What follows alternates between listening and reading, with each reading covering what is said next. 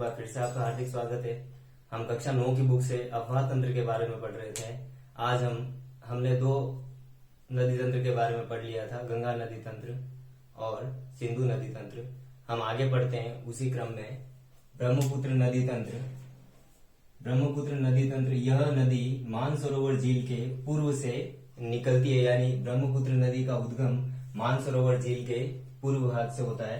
यह हिमालय के समानांतर पूर्व की ओर बहती है और नामचा बरवा शिखर, जिसकी ऊंचाई 7,757 मीटर है, के पास पहुंचकर यू आकार जैसा मोड़ बना लेती है और भारत के अरुणाचल प्रदेश में घाट्स के माध्यम से प्रवेश करती है। जब ये अरुणाचल प्रदेश में प्रवेश करती है तब इस ब्रह्मपुत्र नदी को दिहांग के नाम से जाना जाता है। इसी के समीप जब ये घाट्स के रूप में अरुणाचल प्रदेश से प्रवेश करती है तब इसके पास से दिबांग, लोहित, केनुला आदि जो इसकी सहायक नदियां हैं वो इसमें मिल जाती है और उन नदियों के मिलने के बाद इसे ब्रह्मपुत्र नदी कहा जाता है। तिब्बत में इस ब्रह्मपुत्र नदी को सांगपो कहा जाता है और बांग्लादेश में इसका नाम जमुना है। असम में यह नदी यानी कि असम में ब्रह्मपुत्र नदी अनेक धाराओं में बंटकर गुम्फित नदी के रूप में बहती है और अनेक नदीय द्वीपों का निर्माण करती है। इस नदी द्वारा बनाया गया विश्व का सबसे बड़ा द्वीप, ब्रह्मपुत्र नदी द्वारा बनाया गया विश्व का सबसे बड़ा द्वीप यानी नदीय द्वीप जो है उसका नाम है माजुली, जो कि असम में स्थित है। आगे देखें हम। इस नदी में सिल्ट निक्षेपण की मात्रा अधिक होने से इसकी सतह बढ़ जाती है, जिससे इसकी सतह बढ़ने से इसकी धाराओं के मार्ग में परिवर्तन होता रहता है। इसीलिए यह गुम्फित रूप में बहती है और अपनी दिशा से भटक कर बहती है। आगे देखें हम। प्रायद्वीपीय भारत की नदियां। तो प्रायद्वीपीय भारत में मुख्य जल विभाजक का कार्य जो है वो पश्चिमी घाट करता है, जो पश्चिमी तट के सहारे सहारे फैला हुआ है। प्रायद्वीपीय भारत की मुख्य नदियां जो है महानदी, गोदावरी, कृष्णा, कावेरी, ये सभी नदियां पूर्व की ओर बहती है और बंगाल की खाड़ी में अपना जल ले जाती है। ये नदियां जो पूर्व की ओर बहती है और बंगाल की खाड़ी में अपना जल ले जाती है, ये नदियां मुहानों पर डेल्टाओं का निर्माण करती है।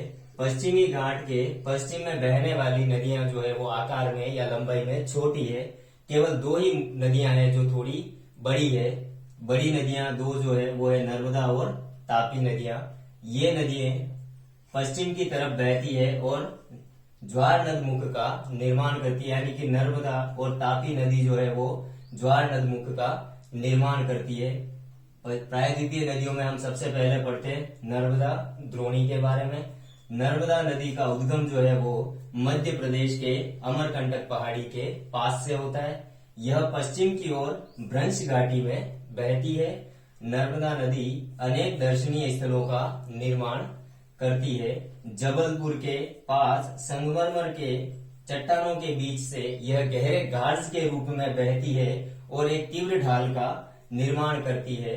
इस तीव्र ढाल से गिरती है और यह धुआंधार प्रपात का निर्माण भी करती है। नर्मदा नदी की सहायक नदियां लंबाई में छोटी है तथा इसमें से जो अधिकतर इसकी सहायक नदियां हैं वो मुख्य धारा से समकोण पर मिलती है। प्रायद्वीपीय भारत की नदियों में अगले द्रोणी हम देखें तो तापी द्रोणी। तापी नदी का उद्गम सतपुड़ा श्रृंखला बैतूल जिला मध्य प्रदेश से होता है और यह भी भ्रंश घाटी में बहती है। तापी नदी का द्रोणी क्षेत्र मध्य प्रदेश, गुजरात और महाराष्ट्र राज्य में फैला हुआ है। अगली नदी देखें हम, अगली द्रोणी तो गोदावरी द्रोणी। गोदावरी नदी जो है वो सबसे बड़ी प्रायद्वीपीय भारत की नदी है। इसका उद्गम तो नासिक जिला महाराष्ट्र से होता है और गोदावरी नदी की लंबाई लगभग 1500 किलोमीटर है। गोदावरी नदी का द्रोणी क्षेत्र जो है वो महाराष्ट्र, मध्य प्रदेश, ओडिशा और आंध्र प्रदेश में फैला हुआ है। गोदावरी नदी की सहायक नदियां देखें हम तो पूर्णा, वर्धा, प्राहिंता, मांजरा, वैनगंगा और पैनगंगा है।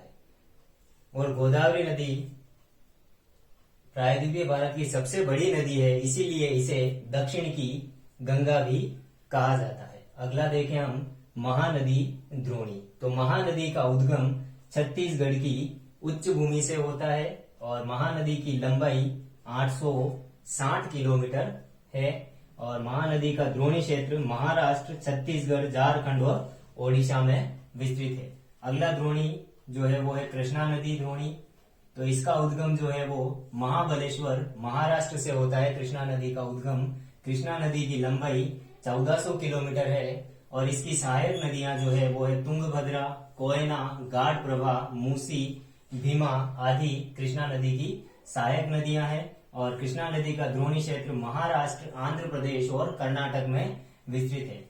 कावेरी द्रोणी। कावेरी नदी का उद्गम ब्रह्मगिरी पर्वतों की श्रृंखला से होता है और कावेरी नदी की लंबाई 760 किलोमीटर लगभग है।